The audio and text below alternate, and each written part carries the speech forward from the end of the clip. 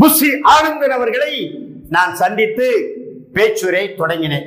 திரு சந்திரசேகர் அவர்கள், விஜயனுடைய தந்தையார், ஐயாவிடமே நேரடியாக தொலைபேசியில் பேசினார். இப்படிப்பட்ட நிலையில் தோட்டத்தில் இருக்கக்கூடிய நம்முடைய மதிப்பிற்குரிய மருத்துவர் அன்புமணி அவர்கள் சொல்லக்கூடிய பூசாரிகள் குதர்க்கம் செய்து குழப்பம் விளைவித்து அந்த கூட்டணியை கரை சேர விடாமல் செய்து விட்டார்கள். ஒருவேளை என்னுடைய அந்த முயற்சிக்கு தைலாபுரம் தோட்டத்தில் உள்ள அத்தனை பேரும் ஒத்துழைப்பு தந்து அடுத்த கட்ட நகர்வை நோக்கி பயணித்து கொஞ்சம் தீவிர கவனம் செலுத்தி நடிகர் விஜய் இணங்க வைத்து பாட்டாளி மக்கள் கட்சியும் தமிழக வெற்றி கழகமும் கூட்டணி சேர்ந்து தேர்தலை சந்தித்திருக்கலாம்.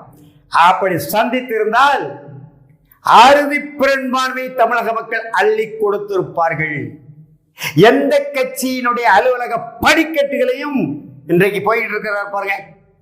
இந்திய கம்யூனிஸ்ட் கட்சி படிக்கட்டுகள், மார்க்சிஸ்ட் கம்யூனிஸ்ட் கட்சி படிக்கட்டுகள், அப்புறம் காங்கிரஸ் கட்சி, இன்றைக்கு விடுதலை சிறுத்தைகள் அல்லது நாளைக்கு விடுதலை சிறுத்தைகள் அலுவலகத்தில் போய் சால்வை அணிவித்து பொன்னாடை போர்த்தி நன்றி தெரிவிக்கிறார் பாருங்க. இந்த தேவையே இருந்திருக்காது.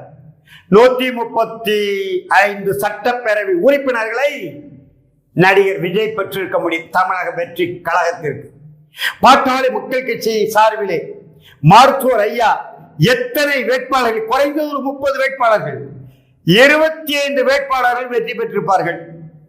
நம்முடைய மதிப்பிற்குரிய மருத்துவர் அன்புமணி அவர்களையும் இதன் மூலம் ஓருகை பார்த்திருக்கலாம்.